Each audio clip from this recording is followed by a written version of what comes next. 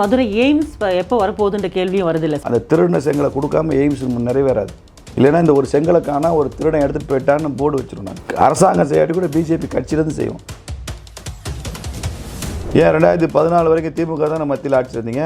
ஏன் எய்ம்ஸ் கொண்டல மாதிரி சொல்லு. 10 வருஷம் பவர் வந்தீங்களே, அது ஹெல்த் மினிஸ்டர் இன்ஃப்ளூயன்ஸ் பண்ணுற அளவுக்கு உங்களுக்கு ஒன்றும் இல்லையா? இந்த இடத்துல முன்னாள் ராணுவ அதிகாரியாக பணிபுரிந்தவர் அலோக் தேவ்ரானிஜி அவர்கள். அவர் இந்திய ராணுவத்தில் லெப்டினன்ட் கர்னலாக பணியாற்றியிருக்கிறார். அவர் தான் இதனுடைய சூப்பரிண்டென்டிங் இன்ஜினியராக இருந்து இந்த பகுதியை முழுமையாக 4 ஆண்டுகளாக கட்டமைத்து வடிவமைத்து வருகிறார். மதுரை எய்ம்ஸ் கட்டிட பணி முடிக்கப்படாமல் இன்னும் இருக்கிறது என திமுகவினர் கடுமையாக விமர்சனத்தை முன்வைத்த நிலையில் உதயநிதி ஒரு செங்கலை எடுத்துக்கொண்டு இது எய்ம்ஸ் செங்கல் என பல வருடமாக விமர்சனம் செய்து வந்தார். முக்கியமாக தேர்தல் வரும் வேளையில் உதயநிதி கையில் இந்த செங்கல் கண்டிப்பாக இடம்பெறும். இதை பாஜகவினர் கடுமையாக விமர்சனம் செய்ய மதுரையில் விரைவில் எய்ம்ஸ் வரும் என்று பாஜகவை சேர்ந்த முக்கிய தலைவர்கள் கூறி வந்தனர். இந்த நிலையில் 2 வருடங்களுக்கு முன்பு பேராசிரியர் ராமசீனிவாசன் அவர்கள் கண்டிப்பாக 2026 மதுரையில் எய்ம்ஸ் வரும் என அதிகாரப்பூர்வமாக நமது டிஎம் சேனலுக்கு பேட்டி கொடுத்தார். இன்று அவர் சொன்னது போல் மதுரையில் பிரதமர் மோடி எய்ம்ஸ் மருத்துவமனையின் முதல் கட்டிடத்தை திறந்து வைப்பார் என எதிர்பார்க்கப்படுகிறது. அது மட்டும் இல்லாமல் எய்ம்ஸ் மருத்துவமனை கட்டுமான பணியில் இருக்கும்போது பேராசிரியர் அவர்கள் களத்திற்கு சென்று எய்ம்ஸ் கட்டிட பணி எப்படி நடக்கிறது என்று ஒரு வீடியோவையும் வெளியிட்டார். இனி உதயநிதி செங்கலை அறிவாலயத்துக்கு எடுத்துக்கொண்டு போய் புலம்ப வேண்டியதுதான் என வருத்தெடுக்கின்றனர் மதுரை மக்கள். இத்தனை கேள்விகளுக்கு மத்தியில் மதுரை எய்ம்ஸ் எப்போ வரப்போகுதுன்ற கேள்வியும் வருது இல்லை? அதை மட்டும் கேள்வி வச்சிருங்க, எய்ம்ஸ் வச்சிருங்க. திமுக ஆரம்பிச்ச திட்டமெல்லாம் முடிஞ்சிருச்சா? எய்ம்ஸ் 26 வந்துடுங்க. 26 முதல் அப்பாயின்மெண்ட் திமுக எந்த மூத்த அமைச்சர் மூத்த நிர்வாகி உடம்பு சொல்லியோ அவங்க ஃபர்ஸ்ட் இன் பேஷண்ட் அட்மிட் பண்ணி டிஎம்கே காரங்களுக்கு நல்ல ட்ரீட்மெண்ட் நாங்கள் தருவோம். அன்னைக்கு தேதிக்கு திமுக யாருக்கு உடம்பு சரியில்லைன்னு லிஸ்ட் எடுத்து சொல்லுங்கள். நல்ல ட்ரீட்மெண்ட்டு, உலகத்தரமான ட்ரீட்மெண்ட்டு. நீங்கள் ஸ்டாலின் நடத்துகிற ஸ்டேட் கவர்மெண்ட் ஹாஸ்பிட்டல் போகாதீங்க, என்ன நடக்கும்னு தெரியாது.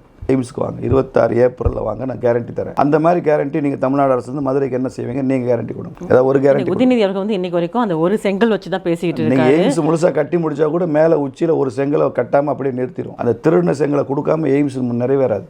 இல்லைன்னா இந்த ஒரு செங்கலுக்கான ஒரு திருடன் எடுத்துகிட்டு போயிட்டான்னு போர்டு வச்சிருவோம். நான் அரசாங்கம் செய்யாட்டி கூட பிஜேபி கட்சியிலேருந்து செய்வோம்.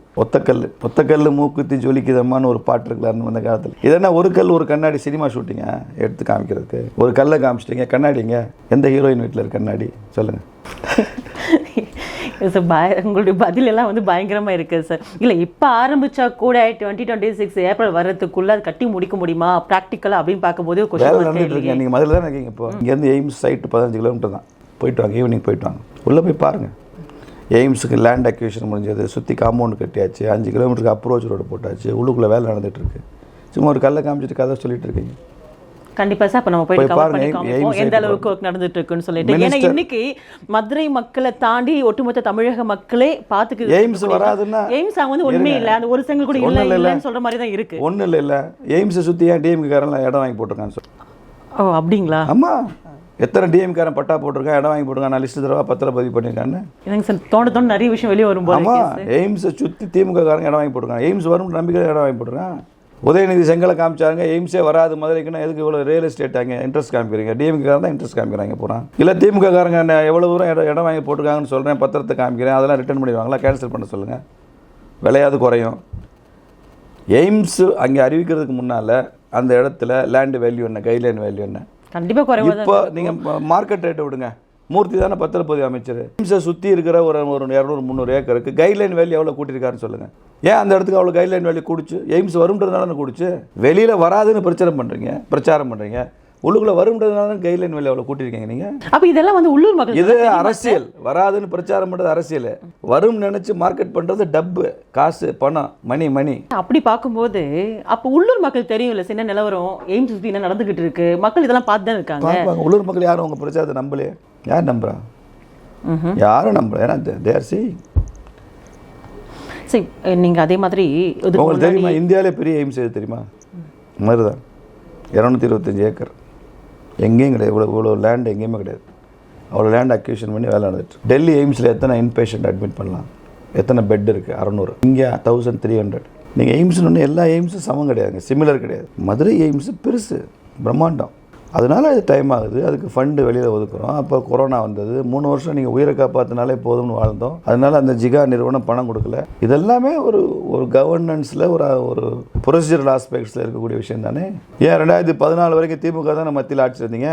ஏன் எய்ம்ஸ் கொண்டல மாதிரி சொல்லுங்கள். 10 வருஷம் பவர் வந்தீங்களே, அது ஹெல்த் மினிஸ்டர் இன்ஃப்ளூயன்ஸ் பண்ணுற அளவுக்கு உங்களுக்கு ஒன்றும் இல்லையா? அப்போ மதுரைக்கு எய்ம்ஸ் கொண்டு வருவோம், நாங்கள் திமுகலேருந்து மதுரைக்கு எய்ம்ஸ் அறிவிக்கிறோம். ஏன் அறிவிக்கல? நீங்கள் அறிவிச்சது மோடி தானே. அறிவிச்சது மோடி, நிலம் வாங்கினது மோடி, அதுக்கான ஏற்பாடு கொடுத்தது மோடி, இப்போ டெண்டர் கொடுத்து வேலை நடந்துட்டு மோடி. நீங்கள் ஒரு செங்கலை காமிச்சிட்டு கதை விட்டு போவீங்களா? இந்த திட்டம் மாதிரியே இப்போ திமுக திட்டம் எல்லாம் நிறைவேற்றிட்டீங்களா? எத்தனை இடங்களில் காலேஜ் கட்டுறேன், டென்டல் காலேஜ் கட்டுறேன், this side reserve for dental college, government dental college board இருக்குது. 5 வருஷத்துக்கு முன்னால் வச்ச போடாதான் இருக்குது. அப்படிலாம் எடுத்து காமிக்கவா? நாங்களும் ஒரு செங்கல் எடுத்து காமிக்கவா? வணக்கம். தமிழகத்தின் கனவு, மதுரையின் பெருமை, எய்ம்ஸ் மருத்துவமனையில் இருக்கிறோம். திருப்பரங்குன்றம் சட்டமன்ற தொகுதிக்குள்ளே இருக்கிற இந்த எய்ம்ஸ் வளாகம் மிக பிரம்மாண்டமாக கட்டப்பட்டு வந்து கொண்டிருக்கிறது. 25 லட்சம் சதுர அடியில் பிரதமர் ஐயா மோடி அவர்களது கனவு திட்டமாக எய்ம்ஸ் மதுரை மக்களுக்கு அர்ப்பணிக்கப்பட்டு கொண்டிருக்கிறது. அந்த இடத்துல நின்று தான் உரிய அரசு அதிகாரிகளோட அனுமதி எல்லாம் பெற்று இந்த இடத்தை நாங்கள் பார்த்து தெரிந்து கொள்ள வந்திருக்கிறோம் என்று சொன்னோம். இந்த இடத்துல முன்னாள் இராணுவ அதிகாரியாக பணிபுரிந்தவர் அலோக் தேவ்ரானிஜி அவர்கள். அவர் இந்திய இராணுவத்தில் லெப்டினன்ட் கர்னலாக பணியாற்றியிருக்கிறார். அவர் தான் இதனுடைய சூப்பரிண்டெண்டிங் இன்ஜினியராக இருந்து இந்த பகுதியை முழுமையாக 4 ஆண்டுகளாக கட்டமைத்து வடிவமைத்து வருகிறார். இவருக்கும் பெரிய அதிகாரி, தலைமை செயல் அதிகாரி, சிஇஓ என்று சொல்லக்கூடிய அனுமந்த் ராவ் அவர்கள் இன்னைக்கு பணி நிமித்தமாக டெல்லி சென்றிருப்பதனால இன்னைக்கு அவரை சந்திக்க முடியல. இதை மத்திய அரசாங்கம் கட்டுகிற ஒரு கட்டுமானமாக இருந்தாலும் இதை எடுத்து செய்வது L&T நிறுவனம் தான். L&T நிறுவனம் தெரியும், they are known for zero corruption. கொஞ்சம் கூட ஊழலே இல்லாமல் அவர்கள் எடுத்துக்கொண்ட பணியை எந்த அச்சமும் இல்லாமல், யாருக்கும் பயப்படாமல் முழுக்க தரமாக கட்டித்தரக்கூடிய ஒரு புகழ்பெற்ற இந்திய நிறுவனம் L&T. அதனுடைய இயக்குநராக இங்கே தமிழ்வாணன் இங்கே இருக்கிறாரு. இப்போ இவங்க கொஞ்சம் இங்கே என்ன நடந்து கொண்டிருக்கிறது என்பதை நீங்கள் விளக்க வேண்டும் என்று கேட்டுக்கொண்டிருக்கிறேன். அலோக் தேவராணி அவர்கள் கொஞ்சம் ஆங்கிலத்தில் சொல்லுவார், அதுக்கப்புறம் அதை நாம் தமிழில் புரிந்து வரலாம். தமிழ்வாணன் அவர்கள் முதல்ல என்ன நடந்து கொண்டிருக்கிறது என்பதையும் சொல்லுவாங்க. இது மக்கள் இதை புரிந்து கொள்வதற்காக இந்த சின்ன ஏற்பாடு. இப்போ முதல்ல தமிழில் சொல்லுங்க. வணக்கம். இங்கே வந்து academic block, hostel zone, dining hall கட்டப்பட்டிருக்கு. அது வந்து இந்த பிப்ரவரி எண்டு முடிஞ்சு மார்ச் முதல் வாரம் 2ஆம் வாரத்தில் இது பண்ணுறதா ரெடி ஆகிடும். அதுதான் நடந்தது. எப்போ இந்த வேலை முடியும்? இந்த வேலை முதல் கட்டம் வந்து மார்ச். இப்போ வரைக்கும் எந்த ஒரு டிலேயுமே இல்லை, கரெக்டாக போயிட்டு இருக்கா? அதாவது 2019 அடிக்கல் நாட்டுறாங்க, ஃபவுண்டேஷன் ஸ்டோன் வாஸ் லேடு 2019. அதுலேருந்து இப்போ டிலே இல்லாமல் போகுதா? டிலே இல்லாமல் போயிட்டு இருக்கு. சில பல இதுக்கு அந்த இதனால பாறையினாலையும் வெடி வச்சு எடுக்கிறதுனால அந்த ஒரு டிலே இருக்கு. அது ரொம்ப அதிகம். ஓகே, அந்த இதில் ஓகே 2027 முடிஞ்ச மக்கள் பயன்பாட்டிற்கு வர மாதிரி சொல்லியிருக்காங்க. அப்படிதான், அதே மாதிரி. ஓகே, சார்ட்ட கேட்கலாம். சார் நீங்கள் The construction of AIIMS Madurai is going in full swing. We are planning to shift our students by next month, as Mr. Tamilvanan has also stated.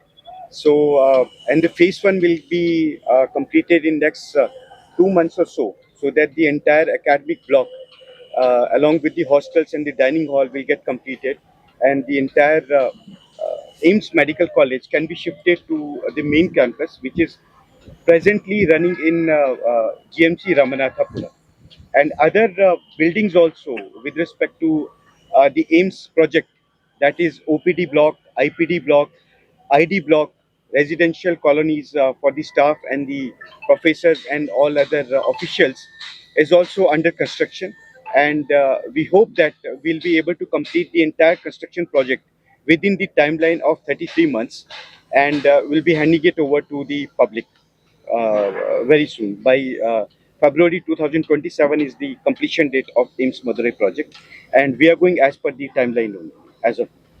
Okay, thank you, sir. Sir, as the first phase, how many square feet you have planned to complete? Approximately in phase 1, sir, we have got around 12 lakhs square feet. 12 lakh square 12 square feet. Total square feet 25 lakhs. Approximately 25 lakhs square feet. So 12 lakhs you will be getting it completed shortly. Very short. Yeah. And for others, phase 2 also, we have already started our construction, and it is also in full swing. See, this AIIMS Madurai The people of Madurai see it as a gift by our Honorable Prime Minister Narendra Modi ji. So this is our dream. No, it's coming up very well, sir. And not only Madurai people, in fact, the entire Tamil Nadu is going to take pride in AIMS Madurai. The way it is coming up, not only for its construction, even for its academic value, research, and other patient care also. So it is going to be one of the primary and premier healthcare institution in southern state of India. And how Madurai AIMS is different from other AIMS in this country? It is going to be one of the largest AIMS all across India, sir. And in terms of the area also, it is one of the largest. How many acres? It is 220 acres. That over 220 acres. This is the largest in the country. Definitely, this is one of the largest campus in the country. The built-up area 25 lakh square feet. Yes, That is also one of the it is largest. also one of the. So amongst comparing the largest AIMS hospitals in other states in Yes, India, Yes, Tamil Nadu AIMS, Madurai it is one of AIMS the is largest. one of the in, largest dream project. Yes, definitely.